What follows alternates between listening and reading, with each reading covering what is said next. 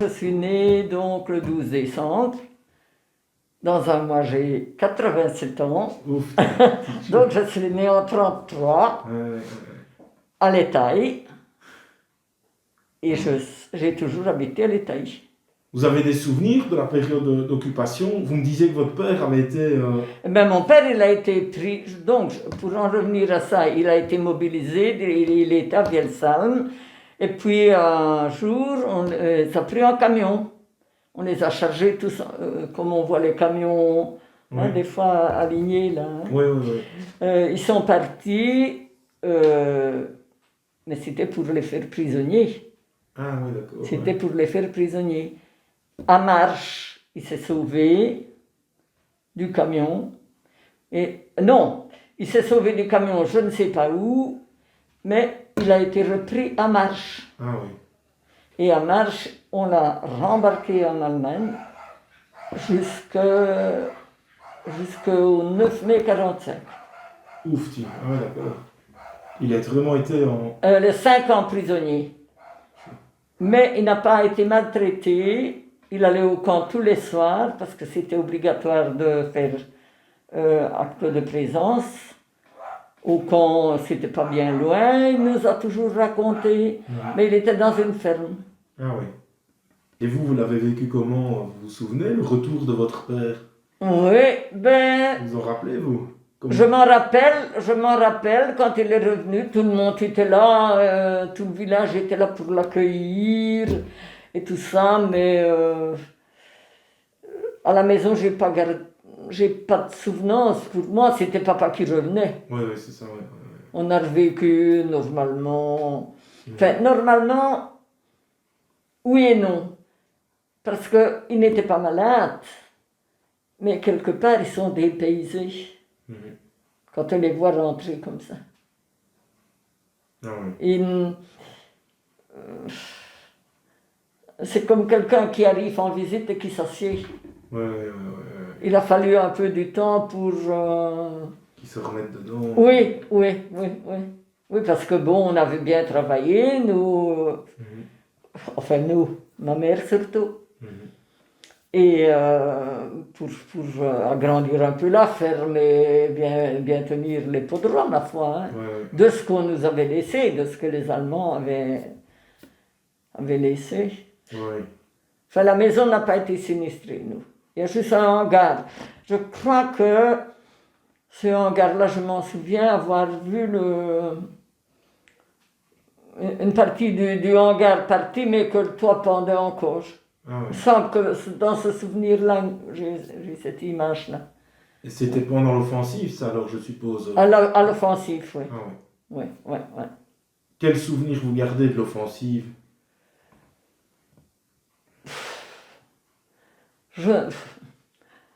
On n'était pas sûrs. En fait, on est allé se cacher, on est allé dans une étable au Moulin du Fond.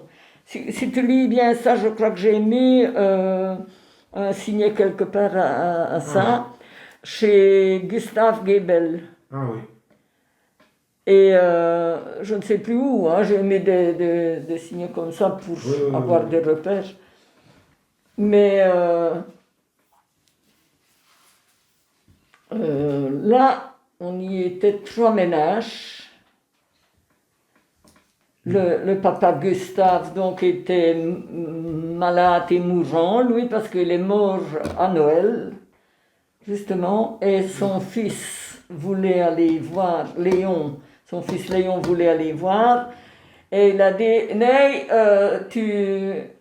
papa capote. On ne l'entendait plus crier, alors il se dit, il y a quelque chose, je veux aller voir. Tu vois, il est remonté. Nous, on était dans une petite étape. On y a vécu je ne sais combien de temps. Là. On ne pouvait pas allumer les lampes pour ne pas être repérés. Et vous étiez avec les Allemands alors? C'était les Allemands qui étaient là. Oui, c'était des Allemands qui occupaient la maison. Ah oui. Et c'est pour ça qu'ils ont dit... ils faisaient la fiesta, eux. À Noël, c'est grandiose, hein, les Allemands, hein, musique et... Oui, vous vous en souvenez Et boissons. Oui, je m'en souviens de ça. Je m'en souviens très bien d'ailleurs. Ah oui. Et il lui a dit, Ney, Papa capote.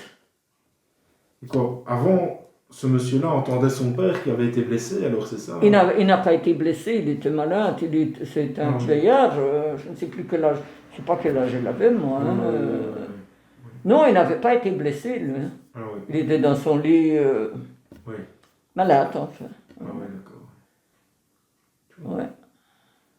Et la vie avec les Allemands, comment ça se passait? Vous étiez dans la même maison qu'eux, je vais dire. Les relations avec eux et tout ça. On en avait peur, hein. On était un peu réticents, mais il fallait faire avec. Quand on en voyait un, on fallait faire avec, là. Mhm. Voilà. Ouais. Et eux, avec vous, étaient violents ou comment ça se Non, passait? pas du tout. Sauf quand ils sont venus chez nous, ils ont vu la photo de mon père. Il y avait un drapeau belge. Donc c'était le cadre comme ça, hein, il était comme ça, dans ce sens. Et il y avait un drapeau belge ici dans le coin. Oui. Et donc c'était la photo de mon père. Et alors il voulait savoir si c'était pas l'armée secrète, là, les... Hein, mais alors on leur disait, ben non, ma mère surtout, et moi. On disait non, ils travaillent pour vous autres, prisonniers chez vous. Mais bon, ils nous avaient mis la mitraillette nous avaient fait monter à l'étage, en dehors du restant de la famille. Pourquoi, je n'en sais rien. Et le chien nous avait suivis. Un petit caniche nous avait suivis, il a pris le chien par la peau du dos, il l'a pété en bas des escaliers. L'allemand, parce qu'il était fâché, parce qu'on ne voulait pas répondre autrement. Et c'est un autre Allemand qui nous a sauvés. Un Allemand qui connaissait le français et qui a compris. Et il a dit qu'il fallait nous laisser tranquilles. Et ça a été ça. C'était bien. Et il vous a menacé alors? Il voulait nous descendre. Hein. Et ça, c'était pendant l'hiver, pendant l'offensive ou quoi alors? C'était pendant l'offensive, hein, ça. Ah oui. Ah oui. Oui. Et puis, à ce moment-là, mais je pense qu'on est parti après. Parce qu'il y a eu des bombardements. Et ma mère nous dit, on va prendre nos jambes et on va aller au hangar. Mais au hangar, c'est un lieu dit. C'est une maison seule. Comme si, je ne sais pas, sur la haie, ou... Tu vois, là, c'était au hangar. Je ne sais pas pourquoi c'était ce nom-là. Et c'était le frère de mon père qui habitait là. Qui est mort pendant la guerre aussi, lui. D'accord. Et en arrivant là, rebelote, ils ont vu que l'armée secrète était passée là aussi. Parce qu'il y avait encore plein de choses du campement. Parce que c'était un fort reculé, c'était perdu dans les bois. Rebelote, ma mère de nouveau, avec sa belle-sœur donc, avec ma tante. Elles ont encore été remises au mur, là. Et bon, on a dit, mais non. Elle soutenait qu'elle ne les avait jamais vus, qu'elle ne connaissait pas, elles ont parlementé et finalement ils ont quand même... Mais c'est ces quatre Allemands-là, on les avait vus monter devant chez nous. Et on va, nous, se mettre dans la gueule de l'eau, je vais dire. Ouais. Sans le savoir. Hein. Sans le savoir, ouais. Sans le savoir. Mais bon. Et puis voilà. Mais on a fini, on est revenu à la maison, puis on est allé, les bombardements recommençaient, et on est allé donc chez Guébel, dans le fond. C'est une cuvette, hein, ça. Chabré, tu arrives dans le fond, puis tu montes à l'étail. Tu vois? Et là, il était dans les champs, lui, assez loin. Oui, je vois. Tu vois, tu vois je vois, oui. cette photo-là, oui. Sous l'enfant, etc. Oui. Eh bien, on était cachés là. Et voilà. Et vous avez vécu la fin de l'offensive alors là On a vécu la fin de l'offensive là et les Américains sont venus là, nous libérer, je vais dire. Ouais. Et vous vous en souvenez de l'arrivée des Américains?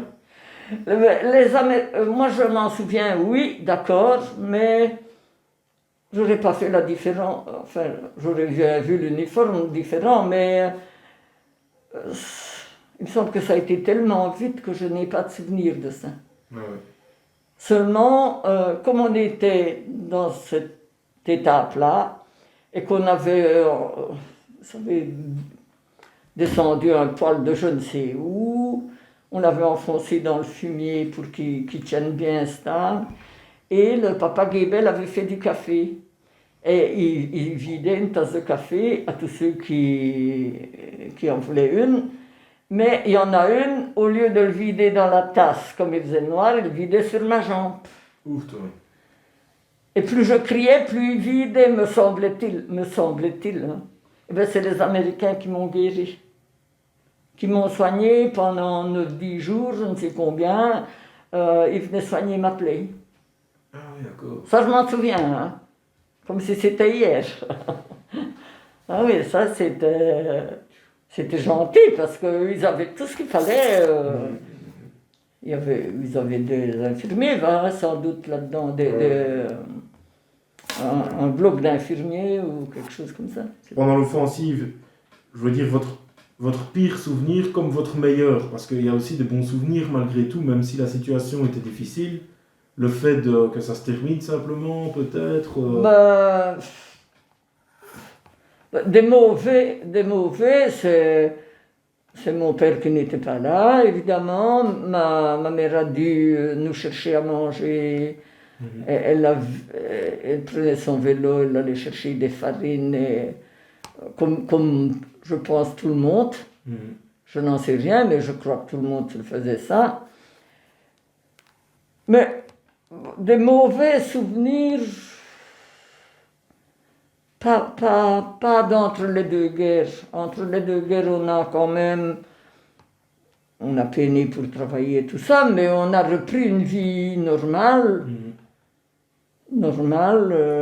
jusqu'à ce que mon père revienne. On transissait tous les jours, parce qu'au fur et à mesure qu'on entendait dire un qui était revenu, forcément ça nous pinçait le cœur. Moi jeune, mais moi je me mets à la place de ma mère aussi.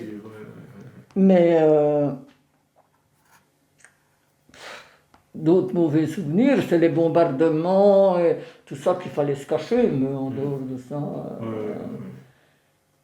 Vous vous souvenez en particulier des bombardements ou de certains bombardements que vous avez vécu, des choses comme ça? Je me souviens avoir entendu des tirs à Tralarigo, oui, et des avions et tout ça. Ça, je m'en souviens, par contre.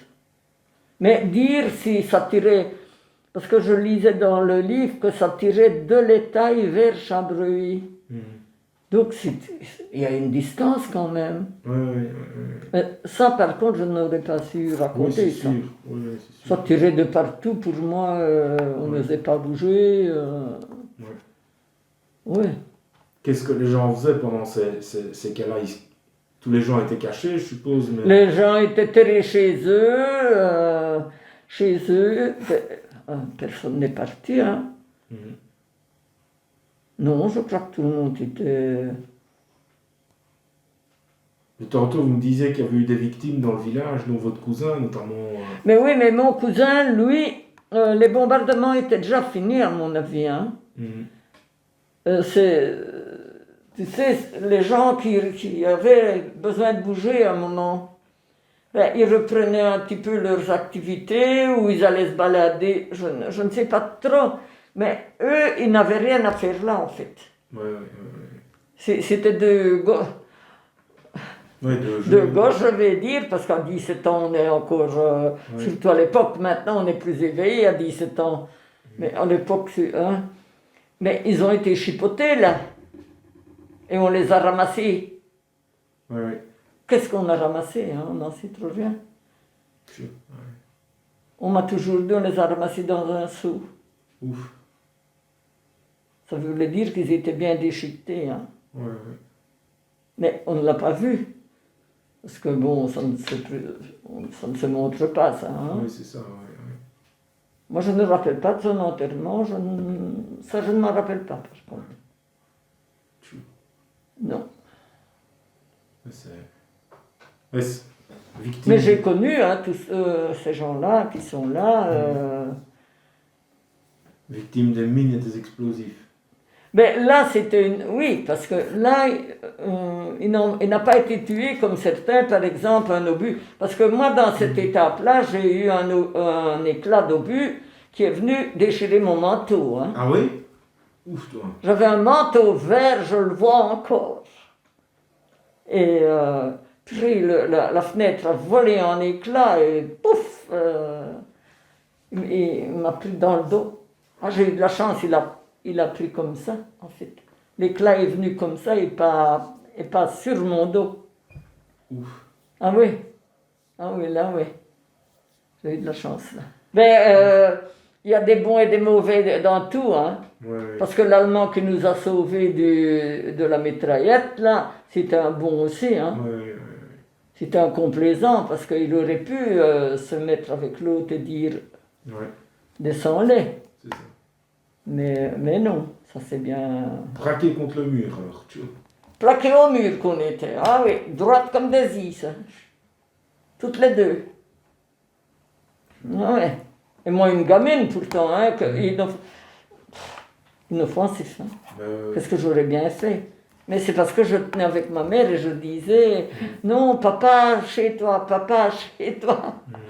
pour qu'ils comprennent, mais ils n'en voulaient pas, hein, le démon. Enfin, c'est des Allemands. Hein, voilà. Il y a peut-être des Belges qui sont aussi mauvais maintenant. Tu sais que ça fait drôle de parler de ça, de ce temps-là, de sa jeunesse comme ça. Ça fait bizarre. Pourquoi pas, c'est chouette. Ben oui, c'est chouette, mais oui. Enfin bon, c'est parce que la guerre, c'était pas rigolo. Ah oui. Non. Et c'est pour ça que maintenant, quand on voit certains qui disent, avec la crise actuelle du coronavirus et tout ça, c'est vrai qu'il y a beaucoup de personnes qui font des liens avec la guerre et tout ça. Mais ça n'a pas de rapport. Hein. Il y a personne qui le veut, le corona. Il y a personne qui en peut, peut-être que si, parce qu'on ne le saura jamais, d'où il vient. Parce que bon, on a beau dire, oui, mais il vient de la Chine, ils ont fait une erreur de laboratoire, oui, mais on accablera tout le monde. On trouvera toujours quelqu'un à battre. Ça, mais on ne saura jamais le fin mot. Oui, c'est ça. Maintenant, ils tuent tous les visons, là. Ah oui, c'est juste, oui. Hein, parce que j'ai vu... parce qu'ils sont porteurs des virus. Oui, c'est vrai. Mais bon, je dis pourquoi elle. Il. Je me suis trompée là. On trouve toujours quelque chose à dire, mais c'est pas comparable avec la guerre. Hein. Pas comparable. Hein. On ne meurt pas de faim. On a des médecins, on a des cliniques, même si les cliniques sont saturées pour le moment. Je ne dis pas qu'ils exagèrent. Là, je ne porte pas de jugement. Mais on a tout ce qu'il faut, hein, quand même. Il n'y a plus personne qui meurt de faim. Est-ce que les souvenirs de la guerre, je vais dire, ont marqué votre vie? Est-ce que vous y avez souvent repensé dans votre vie, etc. J'y repense quand on en parle, hein, parce que sinon, non. Ouais. J'ai vécu une autre vie. Tu ne peux pas continuer à penser à ça. Non, non. C'est comme les catastrophes. Évidemment, bon, ça marque un moment. Hein. C'est comme les attentats à Bruxelles et à Paris, partout. Je suppose que ces gens-là, ils ont la peur au ventre. Mais nous, on a dit la guerre est finie, ben ils étaient repartis. Moi, gamine, en tout cas, je ne pense pas que j'y ai encore repensé. Quand on en parle ainsi, oui, je revois des tableaux. Hein. Je revois le village, oui. Ah oui, ouf, toi. Oui, malgré tout. Malgré tout. Ouais, il y a des images qui sont... Oui. Il y a des images qui reviennent comme ça. Tu vois. Mais bon, fallait faire avec.